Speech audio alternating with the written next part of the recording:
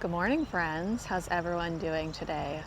Well, I just recently discovered that we have a free rose garden that's open to the public here in my area, and I thought I would pop over to it and show you some of the beautiful roses in bloom they have right now. So here's the name of the garden right here, the John A. Fritz Memorial Rose Garden, if you want to come visit. It does seem like they have shrub roses, multiflora, some climbing, not a ton of climbing, rambling, and I think some of these roses, like this one, it says in memory of Gerald Snoke, 2005.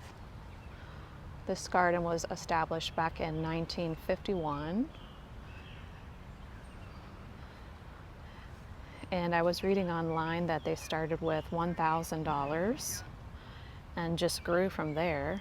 I really like the look of some of these roses over here.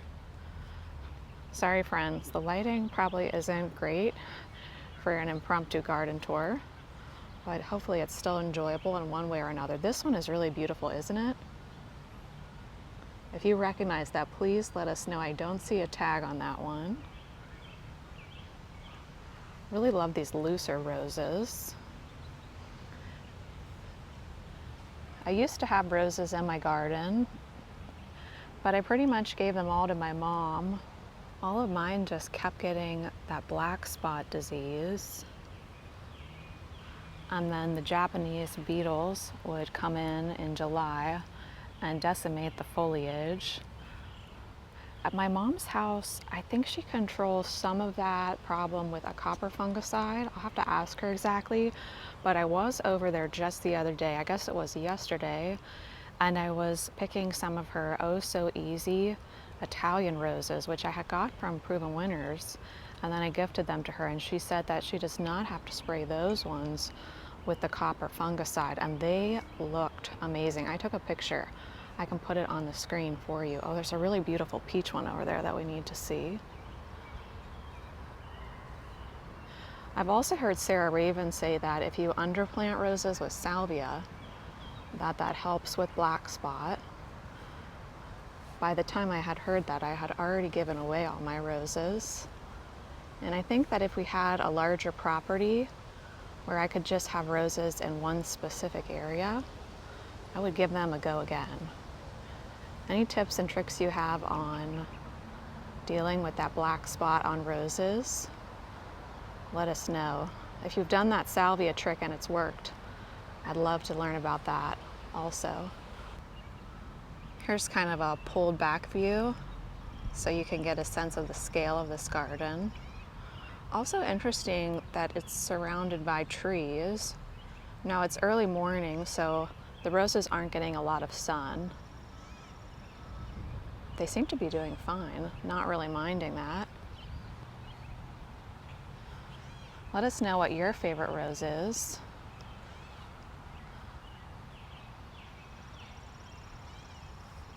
So here we have this wonderful buttery yellow rose called Julia Child. And I guess this rose garden is kind of set up in a semicircle fashion.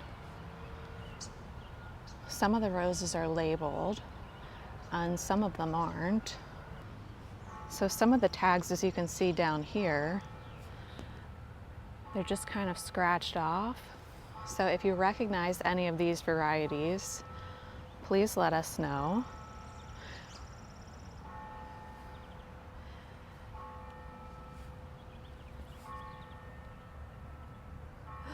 That's funny, it's almost as if someone purposefully scratched off the name. I wonder why someone would do that. Yeah, I wasn't sure what to expect when I came here. I would say this is probably maybe 1/16 of an acre of roses.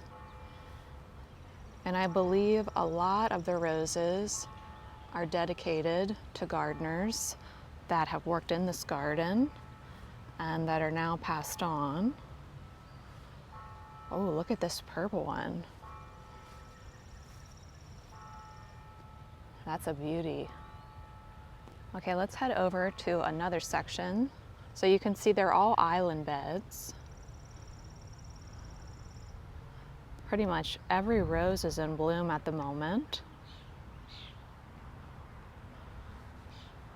Let's head over here.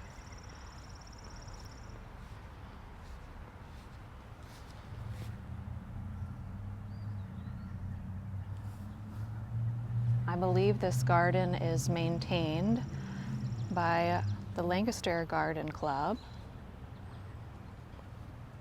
and they're doing a really beautiful job maintaining all of these roses. Okay, here's one with a tag. This one says it's called Gold Medal. Ooh, I love that one. So have any of you ordered the new rose book from Grace Rose Farm? Let me know how you liked it. I just ordered a copy the other day, but it hasn't arrived yet. Ooh, isn't that one beautiful? No tag on it. My mom also says that every time she prunes a rose or cuts from it, before she goes to another bush, she sterilizes her pruners with rubbing alcohol. She says that helps if you're dealing with disease on one of your roses and not on another, just to make sure your pruners are nice and clean. Here's kind of your classic Valentine's rose. I think I'm drawn to the peaches and the oranges. So beautiful. See, isn't that strange? What is it? Okay, Pretty Lady Rose.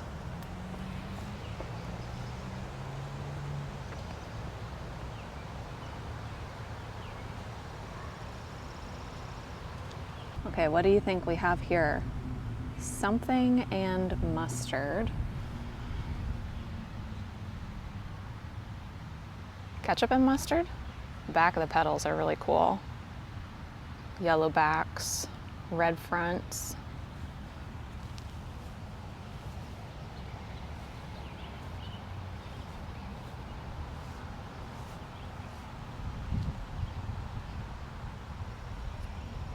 So I took that footage about a week ago, and since then I have been working in the garden, making some changes, trying to make improvements. And just the other day, I got some ideas, well, a new idea of what I think I want to do with the driveway garden, and it's going to require, well, quite a lot of moving. So I'm not 100% sure I'm going to do this, but I wanted to run the idea by you. So I mentioned in the past that I always wanted this area to feel kind of more like a park, but as I've lived with this space longer and longer, I have come to realize that no one really wants to use this space in my family because of its proximity to the road. It's quite loud up here, and actually this is the place where I should have a formal garden, a garden that you almost just look at rather than live in. So I'm kind of thinking of not removing, but just moving a lot of the plants on both sides here and extending this invincible spirit hedge and turning it into a keyhole garden. So I found some stone around the property and I just put it down in a keyhole shape to help me picture what that might look like. And honestly, I think I like it, and it will also eliminate how people cut through right here if this hedge extended in a curve and then came out. There is a yew hedge that will eventually get big enough and tall enough to be taller than Invincible Spirit 2. So imagine that evergreen hedge back there. So I don't know, let me know what you think about that. I would say I want to do it. I think I just have to find the energy to want to remove all the plants. We would have to remove a lot of iris, heuchera, catmint. I think I could leave the boxwoods in, euringium. So let me know what you think about that.